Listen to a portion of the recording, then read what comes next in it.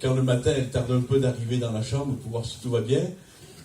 Quand elle arrive, elle dit, alors tout va bien, papa? Oui, je suis vivant. Tout va bien, je suis vivant. Le Seigneur est merveilleux. Amen. Que son nom soit béni. Béni. Merci mon bien-aimé frère Gustave. Merci maman de toute cette gentillesse avec laquelle vous m'entourez.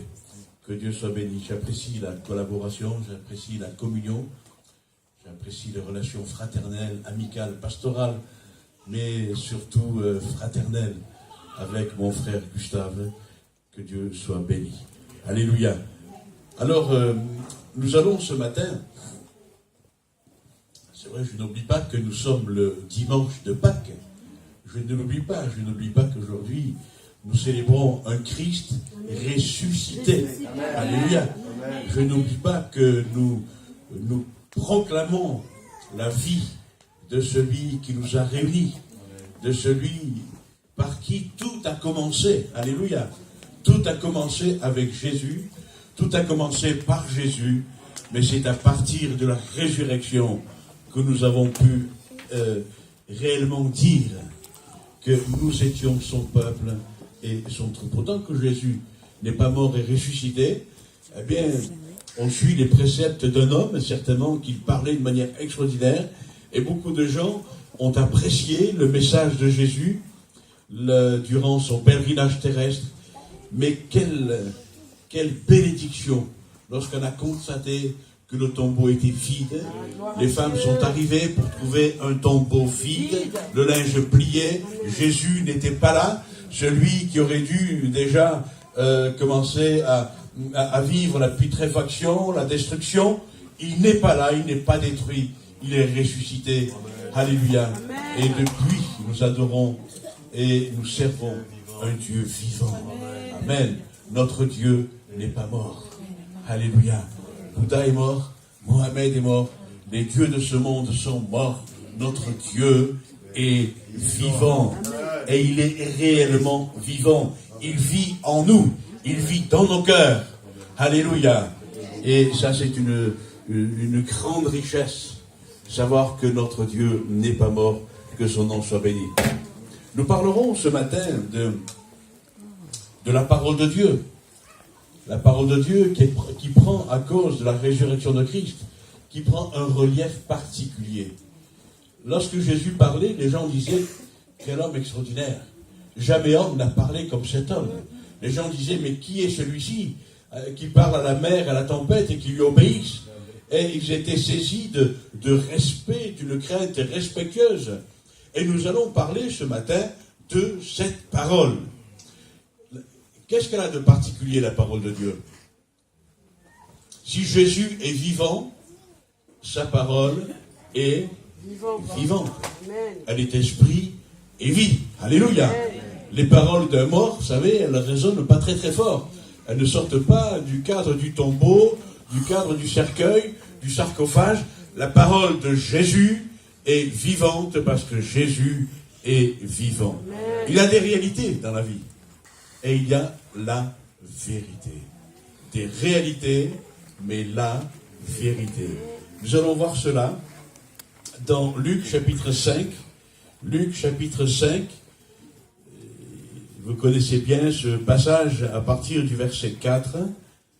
Luc 5, verset 4. Lorsque il eut cessé de parler, il s'agit de Jésus, il dit à Simon-Pierre, avance en pleine eau, et comme Pierre n'est pas seul, il parle au pluriel, jetez vos filets pour pêcher. Simon lui répondit, Maître, nous avons travaillé toute la nuit sans rien prendre, mais sur ta parole, je jetterai le filet. L'ayant jeté, ils prirent une grande quantité de poissons, et leurs filets se rompaient. Ils firent signe à leurs compagnons qui étaient dans notre barque de venir les aider. Ils vinrent et remplirent les 2 barques, au point qu'elles enfonçaient. Alléluia. Pour quelqu'un qui n'avait rien pris toute la nuit. Et quand il vit cela, Simon-Pierre tomba aux genoux de Jésus et dit, Seigneur, retire-toi de moi, parce que je suis un homme pécheur. Alléluia. L'épouvante l'avait saisi. lui et tous ceux qui étaient avec lui à cause de la pêche qu'ils avaient faite. Il en était de même de Jacques, Jean, fils de Zébédée, les associés de Simon. Alors Jésus dit à Simon, ne crains pas, désormais, alléluia, désormais, ça veut dire, à partir de cet instant, tu seras pêcheur d'hommes. Amen. Vous savez, un pêcheur qui ne prend pas de poisson, il faut qu'il se recycle. Comprenez? C'est comme un berger qui ne conduit pas de brebis, ou un cultivateur qui ne fait rien pousser, il faut qu'il se recycle. Là, ce pêcheur-là, il est temps qu'il se recycle. Non pas parce qu'il est mauvais, mais parce que Dieu a autre chose pour lui. Alléluia. C'est Dieu qui crée les circonstances. C'est Dieu qui crée les événements. Et je pense que si Pierre a travaillé toute la nuit avec ses copains, avec ses compagnons, sans rien prendre, ce n'est pas par hasard. C'est probablement parce que Dieu a l'intention de la mener plus loin. Amen. Amen. Vous savez, il y a toujours une intention dans le cœur de Dieu. Et dans les plans de Dieu, il y a toujours un plan, il y a toujours une destination, une destinée, et il fait tout concourir de manière à ce que cette destinée s'accomplisse. Il y a une vérité et il y a une réalité. La réalité, c'est que Pierre est un homme d'expérience. Il est un pêcheur professionnel. C'est un pro de la pêche. Il connaît le lac de Génézareth par cœur. Il connaît les techniques par cœur. Il sait où poser le filet. Il sait comment le faire. Il sait dans quelles circonstances. Il regarde la lune, il regarde le vent, il regarde les étoiles. Et il sait qu'il faut pêcher la nuit. Et il sait comment faire pour attraper du poisson. Ça, c'est la réalité. Jésus n'est pas un pêcheur, c'est un charpentier. Mais il est aussi celui qui connaît, celui qui sait, et celui qui définit les choses selon sa volonté. La réalité, c'est que Pierre a travaillé toute la nuit. Il s'est fatigué. Ils ont discuté avec les compagnons, avec l'autre barque. Tu as pris quelque chose? Non, j'ai rien pris. Écoute, on essaie de ce côté. Je vais voir par là. D'accord, tu me dis, s'il y a quelque chose, tu m'appelles. Tu m'envoies un message. Un SMS. Toute la nuit. Et plus l'heure passe, plus Pierre se dit, oh là là, ça va être chaud à la maison. Il y a madame qui va me demander ce que j'ai attrapé. Elle avait l'intention de me faire une bonne bouillabaisse. Vous savez pas ce que c'est, vous, la bouillabaisse ici. Vous n'aimez pas ça. Ça vous fait du mal, la bouillabaisse. Nous, on aime bien, dans le midi. J'ai l'intention de faire une bonne bouillabaisse, alors ramène-moi du bon poisson. Il y a des enfants qui ont prévu de partir en voyage scolaire, il faut griller du poisson pour eux, il faut fumer un peu de poisson. Et plus l'heure passe, plus Pierre est embarrassé. Ça, c'est sa réalité. Amen. Dis avec moi, réalité. Réalité. Alléluia. Plus l'heure passe, plus Pierre se dit, comment je vais expliquer que j'ai passé ma nuit à promener mes filets, à les tirer, à les jeter, à les ramasser, à les reprendre, et que je n'ai rien pris. Vous savez, la réalité, elle est souvent triste. C'est un constat que l'on fait, on analyse, on voit tous les paramètres, et il n'y a pas de quoi pavoiser. Lui, le pêcheur, qui arrive et qui dit, je suis bredouille. Alors moi, vous savez, je ne connais rien à la pêche, ni à la chasse, un peu les champignons, mais si vous m'amenez à la chasse ou à la pêche, et que je revienne bredouille, je n'aurai pas honte, parce que je n'ai pas d'expérience. Mais Pierre, lui, il a l'expérience. Il a l'expérience. Et il est dans la confusion. Jésus a parlé. Il est monté dans la barque de Pierre, et lorsqu'il a parlé, lorsqu'il a fini, il dit, bon, avance un petit peu, avance en pleine eau, et tu vas jeter tes filets. Il est donné une petite précision, pour les mouiller un petit peu, pour les laver, pour les rincer. Comme ça, tu pourras mieux les plier. C'est ce que Jésus a dit? Non. Il a dit quoi? Jette ton filet. Allez, je vous écoute. On ne réécrit pas l'évangile. Mais jetez vos filets pour pécher. Et c'est là que Pierre dit, j'ai travaillé toute la nuit, je n'ai rien pris, mais sur ta parole, je vais jeter le filet. Pierre ne sait pas s'il va ramasser du poisson. Il sait qu'il va le faire. Il sait qu'il va jeter le filet et ça s'arrête là. Jésus a dit pour pêcher. Jésus a précisé pour pêcher. Pierre, il n'en est pas encore certain. C'est pour cela que tout à l'heure il va dire je suis un homme pécheur, un incrédule. Tu dis, tu parles, j'écoute, j'entends, mais j'ai du mal à concevoir dans mon cœur. Dans mon intelligence, j'ai entendu, mais dans mon cœur, c'est pas encore descendu. Oh, Pierre reconnaît qu'il ne comprend pas grand-chose. Il connaît la pêche, mais il ne connaît pas la foi. Il connaît la pêche, mais il ne connaît pas encore toute l'ampleur, la profondeur de la parole de Dieu. Alléluia. Pierre a néanmoins dit quelque chose d'extraordinaire. Il a dit sur ta parole. Amen. Pas sur une parole, pas sur la parole d'une vieille prophétie, pas sur des paroles sur des légendes, sur des paroles qui courent là dans la région. Mais Seigneur, j'ai entendu ta parole et c'est ta parole que je vais exécuter maintenant. Amen. Pierre a jeté les filets et qu'est-ce qui s'est passé? Vous avez lu? Amen. Le filet s'est rempli. Pour remplir une barque. Pour remplir 2 barques. Et pour faire déborder les 2 barques, elles commençaient à s'enfoncer. Alléluia. Alléluia. Dieu est un Dieu d'abondance. Il est même un Dieu de surabondance. Alléluia. Il donne et il redonne. Il ajoute et il rajoute. Amen. Notre Dieu est extraordinaire. Amen. Alléluia. Il ne calcule pas, il ne pèse pas. Bon, tu as la foi pour 10 kilos, alors on va te donner 10 kilos. Oh Pierre, tu as bien travaillé toute la nuit, tu n'as rien pris, alors je vais te récompenser. Allez, il y a une promotion, boum, 50 kilos de poisson. Non. 2 barques qui rentrent, dont le tirant d'eau est en train de diminuer, elles enfoncent. Il a fallu que Pierre appelle les autres à l'aide. Allez les gars, un SMS d'urgence. Venez à la rescousse. Alléluia.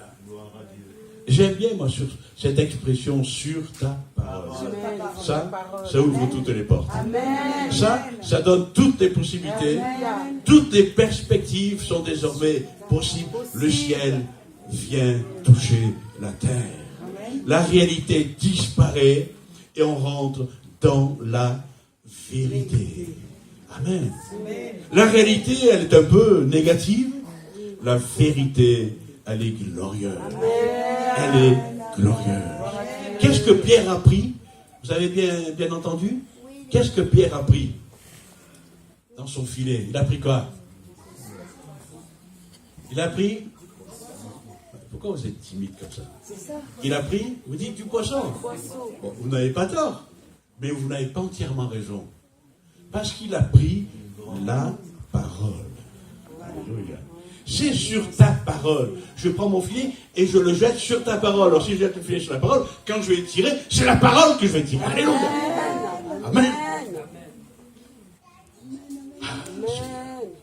Il y a là un grand secret, une grande révélation. Quand tu veux attirer la parole de Dieu à toi, tu attires le miracle. Tu attires le surnaturel. Quand tu recouvres la parole de ton filet, alors tu attires les puissances de Dieu jusqu'à toi pour vivre là au creux de la volonté de Dieu, que son Saint-Nom soit béni. Sur ta parole. Une parole qui l'emporte sur l'expérience, sur l'habitude, sur les superstitions, sur la peur de la nuit, sur la fatigue de la nuit, sur l'angoisse du lendemain, sur l'angoisse de devoir rendre des comptes. La parole de Dieu qui est hors raisonnement, qui est en dehors de toute logique, en dehors de toute rame humaine. La parole de Dieu, elle ne traîne pas par terre. Alléluia. Elle nous entraîne jusque dans l'éternité, dans la maison de Dieu. Que son Saint-Nom soit béni. Pas de restriction. mental, pas de calcul. J'ai travaillé 12 heures sans relâche. Regarde mes mains, elles sont en sang. Envoyer un filet, le tirer, l'envoyer. C'est pas de la soie, un filet. C'est du lait, c'est dur, c'est lourd. Ça fait mal. Des fois, il y a des coquillages qui sont attachés, des fois des rochers, des fois des bouts de bois. Et tes mains, elles sont en sang. Et Pierre, il ne regarde pas ça. Il regarde la parole de Dieu. Alléluia. Gloire à Dieu. Vous avez compris? On passe à autre chose. Alors, dans Jean chapitre 11, il est question là du récit de la résurrection de Lazare. Alléluia.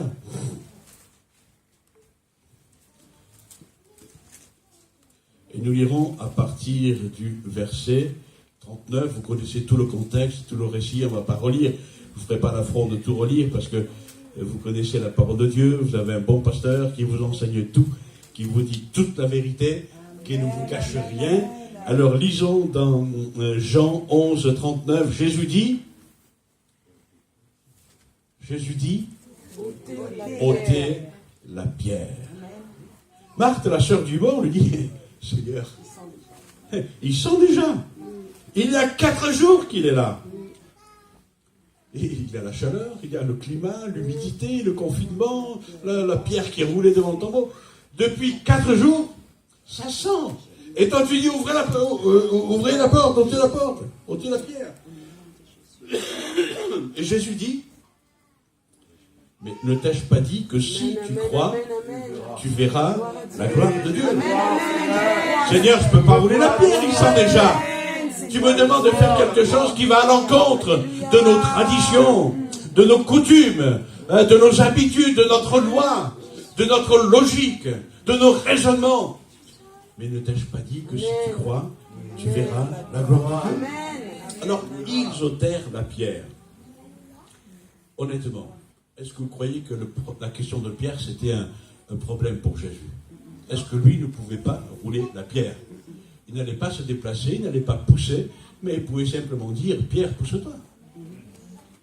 Il pouvait simplement dire, allez, roule un petit peu sur la droite, dégage-toi, je vais rentrer. Non, mais qui a roulé? Qui a mis la pierre devant le tombeau? Ce sont les hommes. Ce sont les hommes. Alors, ce que les hommes font, ils n'ont qu'à le défaire. Si ça pose un problème, il faut qu'ils défassent. Tu as fait, tu défais. Alléluia. Pour que Jésus agisse, il faut que tu acceptes de défaire toute ta construction, tout ce que tu as monté, tous tes raisonnements, tous tes échafaudages, tout ce sur quoi tu as passé, ta logique et ta réalité. Il faut démolir cela. Alléluia. Allez, ôtez la pierre, arrêtez de raisonner, arrêtez de parler, arrêtez de contredire avec le Seigneur. Ôtez la pierre, alléluia. Gloire à Dieu. Qui a roulé la pierre devant le tombeau de Jésus? Qui a roulé la pierre? C'est les hommes qui l'ont mise, mais qui l'a enlevée? C'est Dieu qui l'a enlevée. Alléluia. Il pouvait faire la même chose ici. Et il fallait que Jésus puisse sortir. Alors c'est Dieu qui a dit, maintenant tu sors. Là, les hommes ont fermé Lazare. Les hommes ont cloisonné Lazare. Dans leur raisonnement, Jésus est loin. Ah, s'il avait été ici, c'était différent. Il aurait fallu qu'il soit là, mais il n'y était pas. Alors nous, on se débrouille. Seigneur, si tu n'es pas là, moi je prends des décisions. Il y a des gens qui sont comme ça. Le Seigneur dit, attends. Et puis ils attendent un jour, 2 jours, ça marche pas. Et ils vont à la recherche de leur solution. Je me souviens d'une jeune fille à qui le Seigneur avait dit, attends pour le mari. Attends que je te montre qui tu vas marier. Et elle regardait tous les jours, mais Seigneur, c'est celui-ci. Le Seigneur dit, attends. Oh Seigneur, celui-là, il est joli, il a les yeux bleus, il me plaît bien. Et le Seigneur dit, non, attends. Et puis au bout de quelques temps, elle s'est lassée d'attendre. Et elle-même, elle a répondu aux avances d'un garçon. Je n'ai qu'un mot à dire, malheur. Malheur. C'était pas le choix de Dieu. Quand Dieu dit attends, tu attends. Tu t'assieds si tu veux, mais tu attends. Et si la prophétie tarde, attends-la, parce qu'elle s'accomplira certainement. Alléluia. Il y a de l'assurance dans la parole de Dieu. Lorsque tu veux prendre les raccourcis, ça raccourcit pas. Ça allonge. Ça augmente les problèmes, ça augmente le temps, ça augmente les difficultés, la confusion. Il vaut mieux attendre. Attendre, ce n'est pas perdre son temps, c'est gagner son temps. Alléluia. Si tu es pressé, alors attends. Tu vas gagner du temps. Alléluia. Alors, on continue. Ils ôtèrent donc la pierre, et Jésus leva les yeux au ciel et dit, Père, je te rends grâce de ce que tu m'as exaucé. Pour moi, je savais que tu m'exauces toujours. Il n'a pas besoin de venir devant ton beau hasard pour savoir qu'il est capable de ressusciter les morts. Il n'a pas besoin de se trouver devant un mort, devant les larmes de Marthe et de Marie, pour savoir que Dieu est la résurrection et la vie. Amen. Tu m'exauces toujours. Mais j'ai parlé à cause de la foule. Il y a des hommes, il y a des femmes, il y a des juifs qui sont incrédules, qui ont besoin de quitter la réalité, le terrain de la réalité, pour entrer sur le terrain de la vérité. Alléluia! Ils ont besoin de quitter les raisonnements humains, les raisonnements légalistes des juifs et des pharisiens, pour entrer dans la liberté glorieuse de la parole de Dieu. La vérité, c'est sa parole. Alléluia. Et on dit cela, il cria d'une voix forte, Lazare, sors! Lazare, sors! Redis cela. Lazare, sors! Tourne-toi vers ton frère, ta soeur, ton voisin. Dis voisin, sors! Voisin, sors!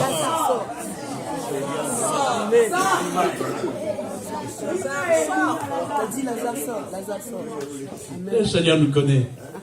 Il nous connaît. Et s'il a dit Lazare sort, c'est parce qu'il savait que Lazare n'était pas sorti encore.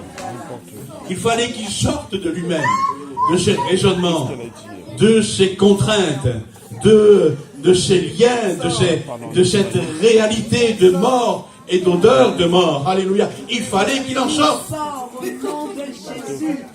Mais sortir, c'est sortir pour aller à la rencontre d'eux. Laisse ton tombeau, laisse tes habitudes, laisse tes traditions, laisse tes coutumes, laisse ta religion. Vous m'écoutez? Vous m'écoutez bien? Laisse tout cela. Quand on te dit sors, ça veut dire que tu vas laisser derrière toi tout ce qui est mort. Et toi, tu avances vers la vie. Tu avances vers le Dieu de la vie. Tu avances vers celui qui est vie et lumière. Amen. Alléluia. Vous savez ce que Jésus a dit dans Jean chapitre 14? Il dit, je suis le chemin, la vérité et la vie. Amen. C'est lui qui l'a dit. Moi, j'ai jamais entendu personne dire autre chose. Il est le chemin, la vérité et la vie. Lazare, sors! Parce que je suis le chemin et la vérité. Là où tu es, il n'y a pas ni chemin, ni vérité, ni vie. Il n'y a que ténèbres, il n'y a que putréfaction, que pourriture. Il n'y a qu'abandon, il n'y a que solitude. Moi, je suis le chemin, la vérité et la vie. Dit Jésus. Alléluia. Amen. Et qu'est-ce que la Bible dit? Le mort, comment il a fait? Oui, il est sorti. Oui, il s'est roulé comme ça, comme un limaçon. Je ne sais pas. Mais peut-être que simplement.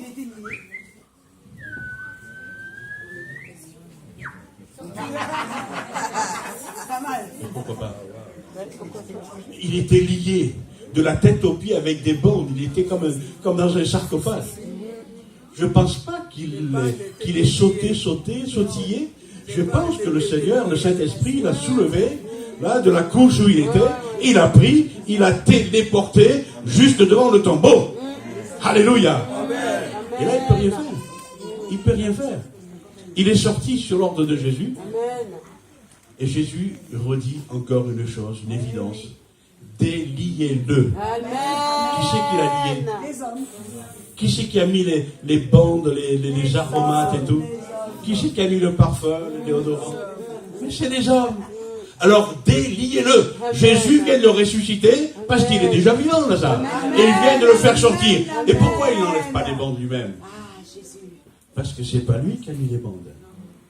Vous savez, les hommes sont liés par toutes leurs superstitions, leurs croyances, je vais dire, bizarres. Parce que c'est un empêchement pour eux de voir la vérité. Ils sont toujours dans leur réalité. Ils sont liés, ils sont attachés, ils sont retenus par le bas, ils sont retenus de toutes sortes de manières. Ils ne peuvent pas évoluer. Il fallait que Lazare soit délivré. Alors les hommes, quand ils ont vu ça, ils se sont précipités, vite, il faut qu'ils respirent. Ils ont enlevé toutes les bandes, les neiges. Ils ont tout enlevé. Il y avait des branches d'aromates, etc. Ils ont tout enlevé. Ah, pardon, Lazare, pardon. On ne savait pas. On ne savait pas, Lazare. Et ils l'ont préparé comme s'il était mort pour toujours. Alléluia. Et c'est pas comme ça, mes Dieu. Il n'y a rien de définitif dans le désordre, dans le péché, dans l'anéantissement, dans le comble de la désolation. Notre monde vit dans une période particulière. C'est pas définitif. Dieu n'a pas dit son dernier mot. Il y a le désordre, il y a la confusion, il y a la violence, mais ça, c'est sans laisser Dieu parler. Que Dieu parle. Alléluia. Et les chaînes vont tomber, les liens seront brisés, et la vérité se fera connaître. Quand Lazare est sorti, il a évolué sur une seule parole de Jésus. Lazare sort. C'est sur cette parole que Lazare a glissé un toboggan pour le faire sortir et l'amener à l'extérieur. Sur ta parole. C'est la parole qui est la vérité. C'est la parole qui a franchi. C'est la vérité qui a franchi et qui fait de tout homme, de tout esclave, un homme libre. Alléluia. Libre parce que Jésus l'a voulu. Que son Saint-Nom soit béni. Dans Matthieu chapitre 14, Matthieu chapitre 14, on va relire encore ce passage.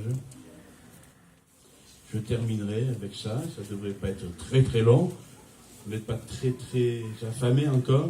Non. Vous avez mangé toute la nuit, c'est ça? Hein, ça y est. Et puis vous avez eu la chance aujourd'hui. Vous êtes levé de bonne heure. Vous n'avez pas perdu une heure, vous avez gagné une heure. Vous ne l'avez pas perdu, vous l'avez gagné. Parce que vous êtes là au bon endroit et au bon moment. Alléluia. Matthieu 14, le verset 29,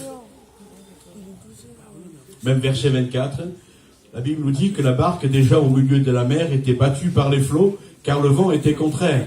À la 4e veille de la nuit, Jésus alla vers eux, marchant sur la mer. Quand les disciples virent marcher sur la mer, ils furent troublés et dirent « C'est un fantôme !» Et dans leur frayeur, ils poussèrent des cris. Hein, vous imaginez la tempête et la barque qui est malmenée, et au loin une forme. Mais comme ils ont du mal à regarder, il y a l'écume, il y a la brume, il y a toutes les vagues qui sautent autour de Jésus.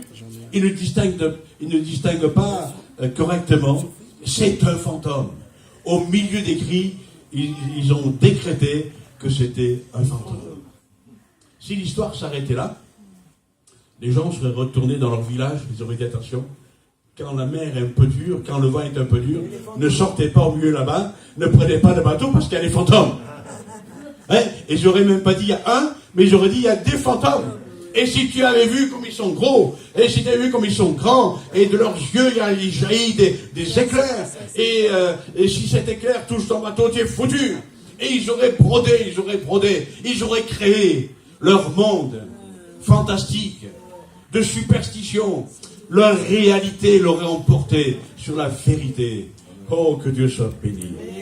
Oh, dans leur frayeur, Jésus a dit, rassurez-vous, c'est moi. N'ayez pas peur. Waouh. Moi, il me semble que j'entends le Seigneur me dire cela. Nous vivons dans un monde où il y a des ténèbres, il y a des tempêtes, il y a de la violence, il y a de l'incompréhension, il y a de la persécution. Et le Seigneur nous dit, n'ayez pas peur. Je suis là. Ceux qui ne sont pas chrétiens, ils pensent que c'est la fin du monde, que le monde va exploser ou imploser, que la crise va l'emporter sur toute notre vie. Il y a des gens qui meurent de terreur, ils disent, mais comment on va faire? Comment on va s'en sortir? Il y a des gens qui disent non, moi je veux pas faire d'enfants. C'est trop difficile de faire des enfants aujourd'hui. Je veux pas faire des enfants pour qu'ils aient à subir la violence. Dans l'absolu, vous avez raison. Si on regarde à la lumière de la réalité, vous avez raison. Mais il faut regarder à la lumière de la vérité. Amen.